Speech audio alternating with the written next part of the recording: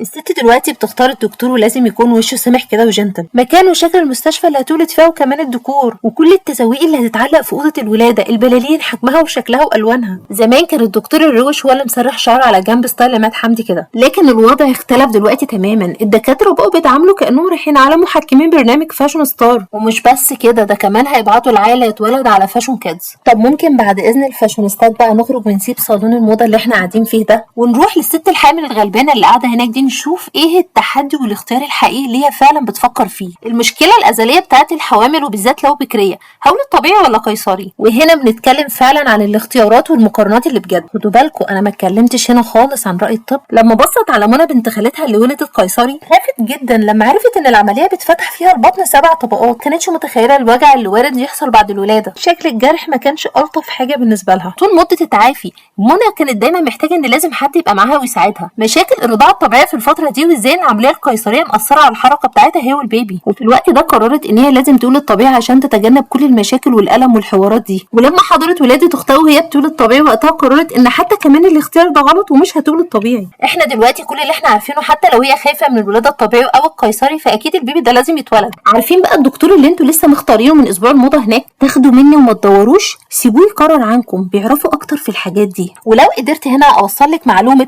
ان دكتورك هو اكتر حد يقدر يحدد نوع الولاده بتاعتك بناء على متابعتك وحالتك الصحيه طول فتره الحمل، اعملي لي فولو.